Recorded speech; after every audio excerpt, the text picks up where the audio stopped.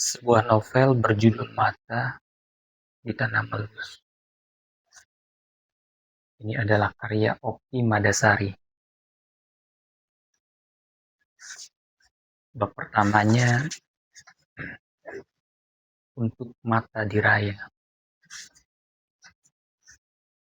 Mar dan Gerhana.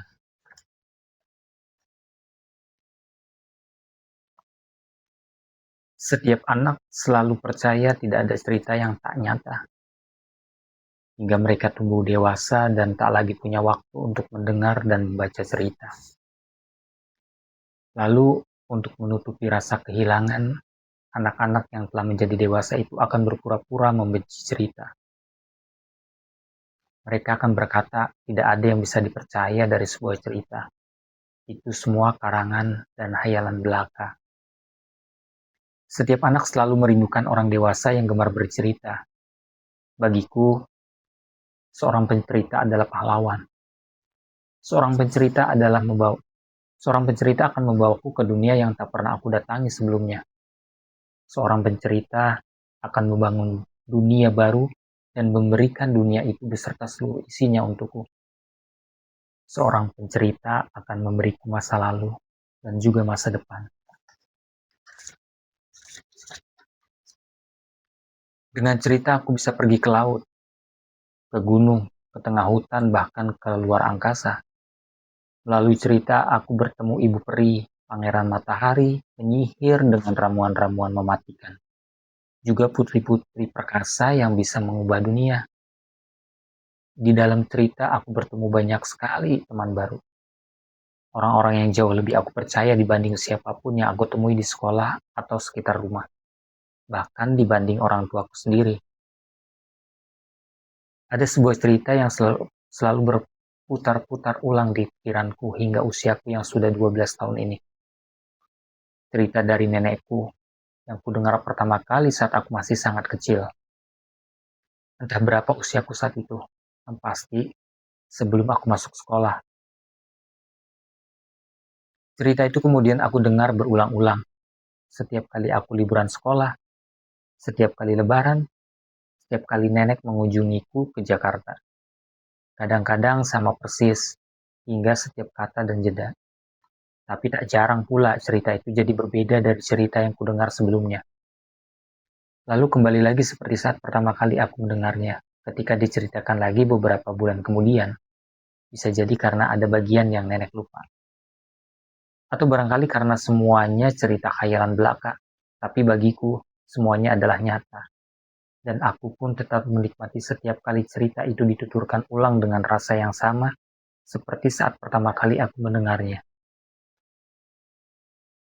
Cerita itu tentang seorang anak perempuan yang hilang pada suatu siang saat gerhana matahari.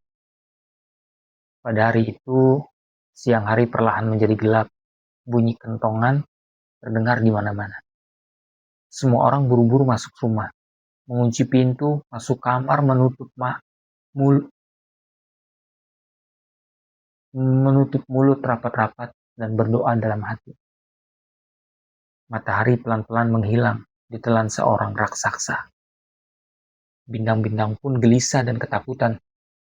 Kucing meringkuk di sudut dapur. Ayam-ayam berkotek-kotek di dalam kandangnya. Barisan kodok meloncat ke dalam rumah. Suara tokek bersahutan. Sapi-sapi terus melenguh. Tiada henti. Hingga kemudian seluruh hewan tiba-tiba diam dan bersama-sama memejamkan mata. Takut melihat apa yang sedang terjadi di langit sana. Nenekku saat itu adalah gadis kecil yang seusia denganku. Ia selalu mengatakan seperti itu setiap kali bercerita.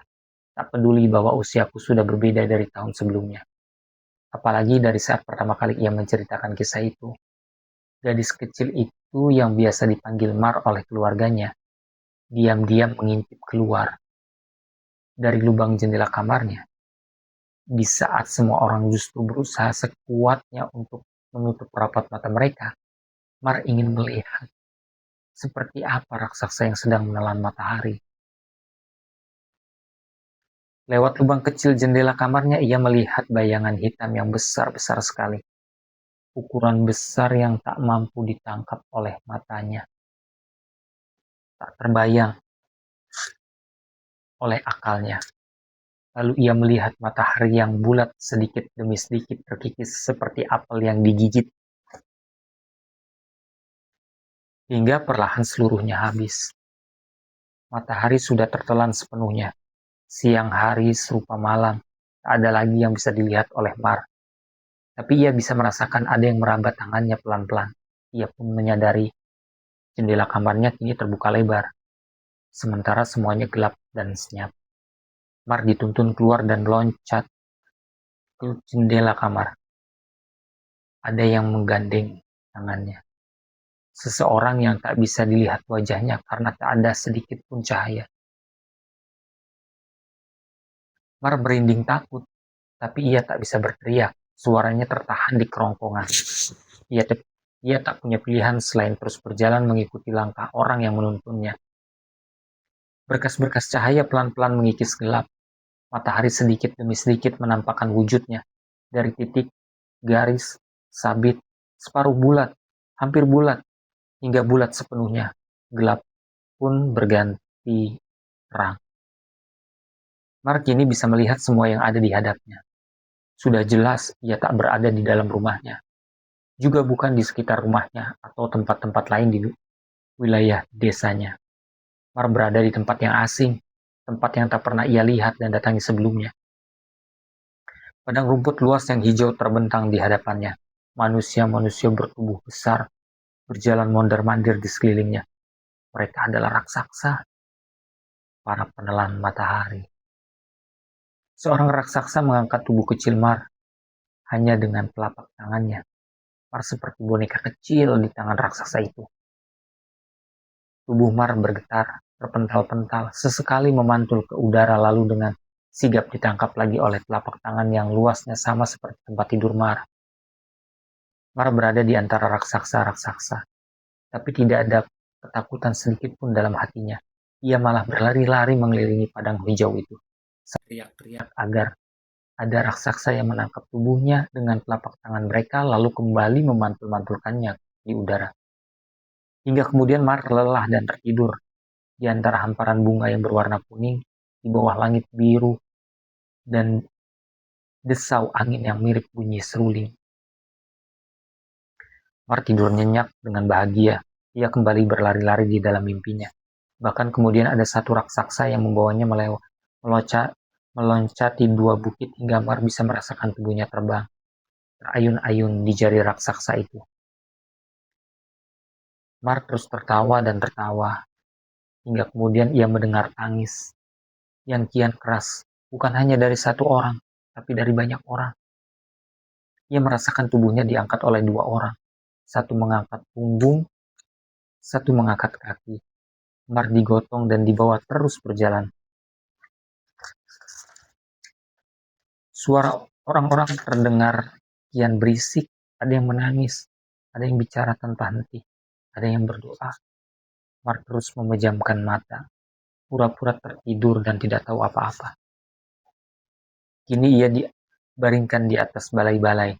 Ia mendengar ada yang berseru, "Mar, masih hidup, masih hidup." Ia merasakan tangan yang hangat menyentuh pipinya. "Mar, ini ibu. Mar, sadar, Mar." Mar pun membuka mata. Ia heran dengan apa yang terjadi di sekitarnya. Tentu ia tahu itu ibunya. Tentu ia tahu ini rumahnya. Tapi kenapa semua orang begitu sedih dan bertingkah aneh seperti ini? Sementara dia sendiri merasa begitu bahagia. Ibu tahu kamu akan pulang, Mar. Ibu tahu kamu masih hidup. 40 hari ibu berdoa tanpa putus, kata ibunya sambil terus menangis. 40 hari. Itu misteri terbesar dalam hidup Mar yang selalu ia ceritakan pada setiap orang, terutama anak dan cucunya. Banyak orang yang bosan dan menganggapnya itu cerita bohong belaka. Tapi aku selalu mendengarnya dengan mulut menganga lebar sembari terus penasaran menanti kelanjutan cerita itu.